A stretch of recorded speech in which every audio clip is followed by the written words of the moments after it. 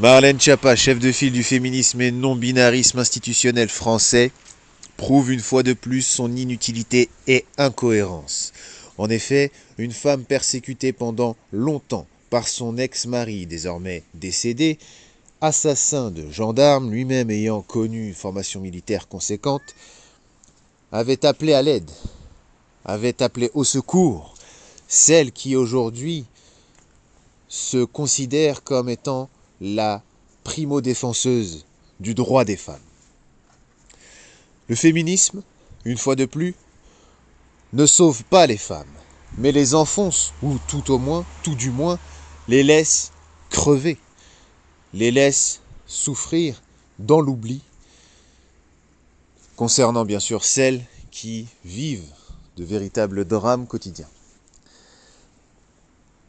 Le fait est que Schiappa Marlène prend le temps de diffuser des vidéos TikTok parodiques, mais ne s'affaire pas à la défense de celles qui la considèrent comme une avocate, une défenseuse de l'opprimé, et eux, et ES même.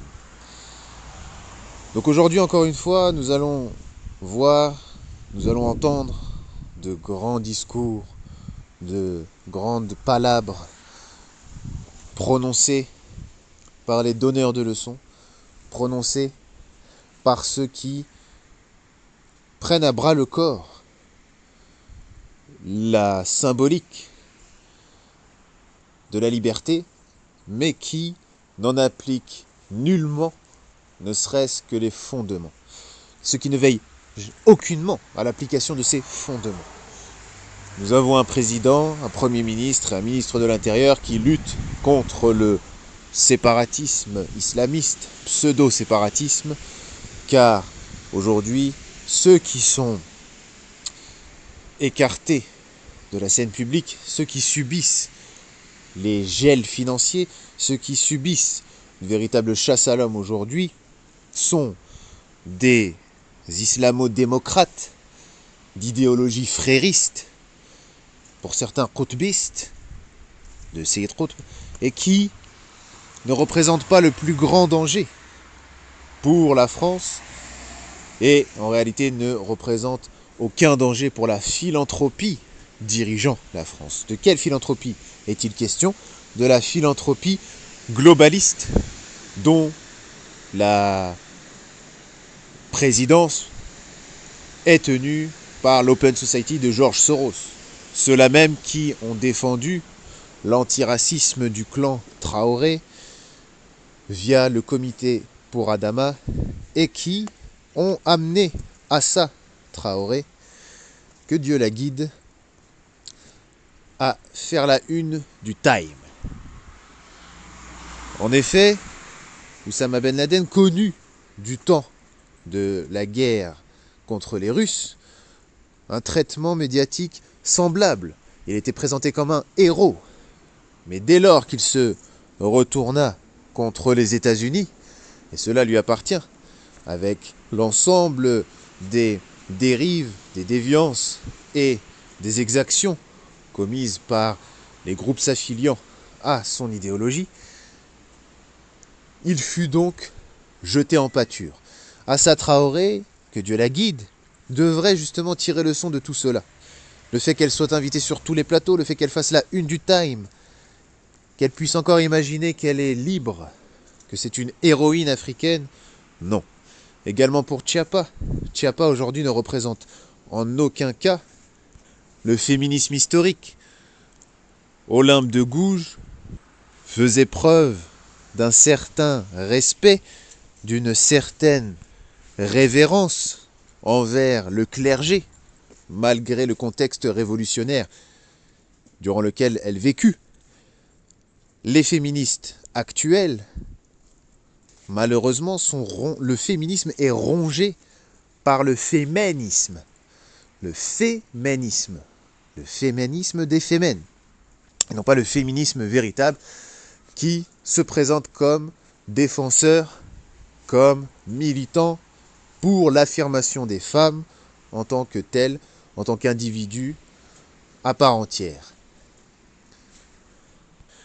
Ainsi, la déliquescence éthique, la déstructuration familiale, la désociabilisation des Français ne tient pas seulement aux prédations globalistes extérieures, puisque le président est un ancien de la banque Rothschild, mais bel et bien intérieure. Aujourd'hui, la France a pour plus grands ennemis ses adversaires endogènes. Oui, Marlène Schiappa prétend endosser ce rôle avec honneur de défense, prétend militer sur TikTok en répétant les phrases d'un guignol du net.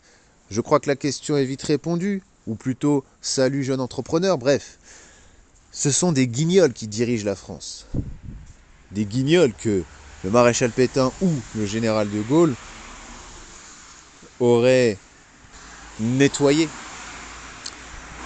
Ceci car le général de Gaulle, aujourd'hui, est cité comme un exemple que l'on tient comme une patibulaire afin de repousser les pétainistes.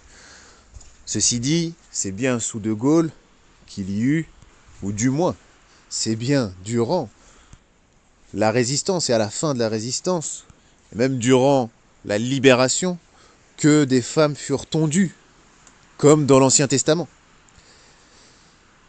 Ceci car le maurassisme était plus puissant au sein de la population que le gaullisme lui-même. La gauche traditionnelle française, celle incarnée par Proudhon, est à des années-lumière de la gauche libérale, la gauche souverainiste, la gauche patriote. Elle est comparable à la droite patriote, à la droite souverainiste française. Donc nous avons d'un côté l'auteur Maurras, de l'autre l'auteur Proudhon, tous deux journalistes, le premier du 19e siècle exclusivement et le second à cheval sur les 19e et 20e siècles. Ceux-ci partageaient le souverainisme, partageaient une certaine forme de patriotisme pour leur pays. Et ce sont eux qui, à la suite, ont influencé l'ensemble des leaders de ces deux tendances suivants, leurs succédants. Ils étaient journalistes, eux. Ils n'étaient pas en soi des leaders politiques. Mais leurs réflexions respectives ont influencé la postérité.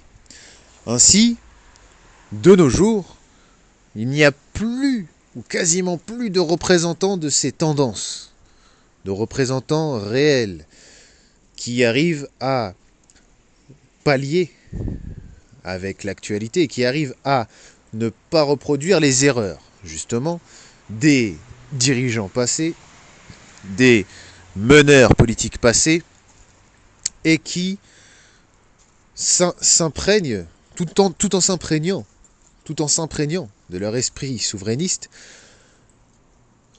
arrivent à faire preuve de pragmatisme politique. Non, aujourd'hui, il n'y a quasiment personne. Ainsi, lorsque le champ politique est dominé par des faiblards, par des imbéciles, par des idiots, par des guignols de la politique, et non pas des guignols de l'info, on ne peut s'étonner que des événements apocalyptiques tels que celui-ci s'enchaînent. Un homme qui tue 3 gendarmes et brûle sa maison, sa femme se réfugiant sur le toit pour ne pas tout simplement faire partie de cet auto-da-fé marital. Tout ceci alors que Marlène Schiappa, encore une fois, était au courant. Marlène Schiappa avait été prévenue. Voilà, méditez sur la véracité, sur la véridicité du féminisme. Lisez Olympe de Gouges, renseignez-vous un minimum et faites la comparaison. Le féminisme est-il un mouvement légitime?